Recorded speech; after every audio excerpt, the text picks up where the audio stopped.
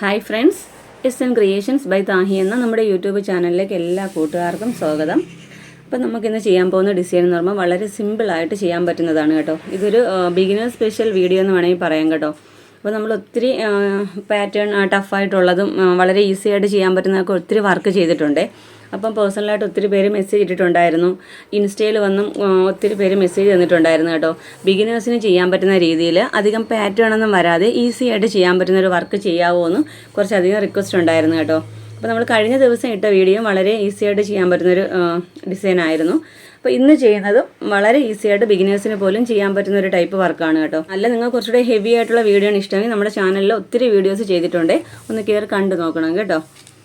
പിന്നെ നമ്മുടെ പാറ്റേൺ വരുന്നതുകൊണ്ട് ഇതുപോലെയാണ് കേട്ടോ. അപ്പം ഞാനിവിടെ നമ്മുടെ നെക്കിന് താഴത്തായിട്ട് റൗണ്ട് നെക്കോ അല്ലെങ്കിൽ നമുക്കൊരു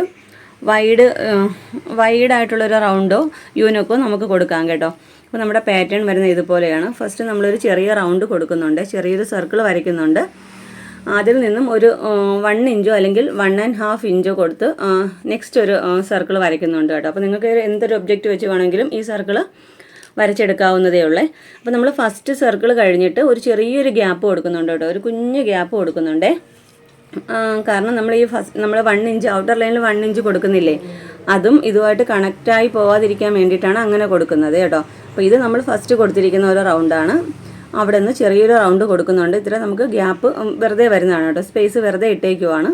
പിന്നെ ഈ ഭാഗത്ത് വന്നിട്ട് 1 ഇഞ്ച് അല്ലെങ്കിൽ 1.5 ഇഞ്ച് കേട്ടോ. അപ്പോൾ നമുക്ക് ഇത് ചെയ്യാനുള്ള മെറ്റീരിയൽ എന്ന് പറയുമ്പോൾ അതുകൊണ്ട് ഈ കാണുന്ന ആൻറ്റിക്കിൻ്റെ കട്ട് ബീഡ്സ് മാത്രം മതി കേട്ടോ. വളരെ ഈസിയാണ്, പെട്ടെന്ന് ചെയ്തെടുക്കാനും പറ്റുന്നൊരു വർക്കാണ്. ആൻറ്റിക്കിൻ്റെ കട്ട് ബീഡ്സ് മാത്രം മതി. അല്ല, നിങ്ങൾക്ക് ആൻറ്റിക്കല്ല ഗോൾഡൻ കട്ട് ബീഡ്സ് ആണ് ഇഷ്ടമെങ്കിൽ അതെടുക്കാം കേട്ടോ. ഞാനിവിടെ ആൻറ്റിക്കാണ് യൂസ് ചെയ്യുന്നത്.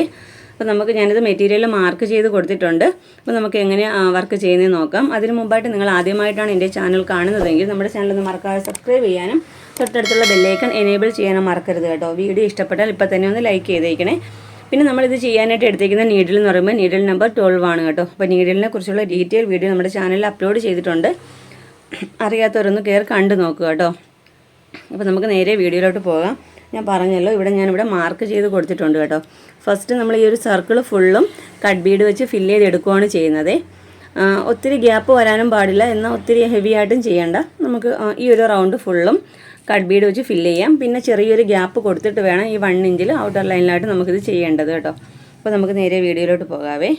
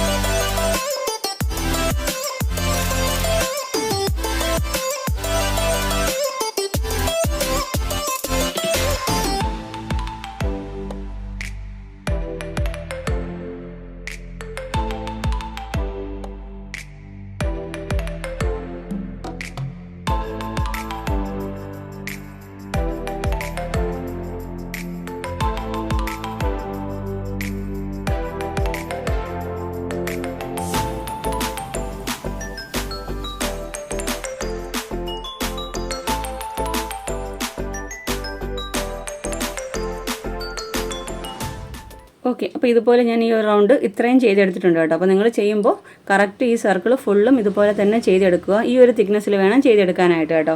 ഇനി നമുക്ക് ചെയ്യേണ്ടത് ഇവിടെ ഒരു ചെറിയൊരു ഗ്യാപ്പ് കൊടുക്കണം. ചെറിയൊരു ഗ്യാപ്പ്, ഈ രണ്ടും തമ്മിലൊരു ഗ്യാപ്പ് വരാൻ വേണ്ടി മാത്രം കൊടുത്താൽ മാത്രം മതി കേട്ടോ. ഇനിയൊരു നിങ്ങൾക്ക് മനസ്സിലാവും, ഞാൻ ആ പാറ്റേണിൽ കാണിച്ചിട്ടുണ്ടായിരുന്നു. ചെറിയൊരു ഗ്യാപ്പ് കൊടുത്തതിന് ശേഷം ഇത്രയും തിക്നെസ് വേണ്ട കേട്ടോ നമ്മൾ ഈ രണ്ടാമത് ഈ ഒരു സർക്കിളിൽ കൊടുക്കുന്നതിന്.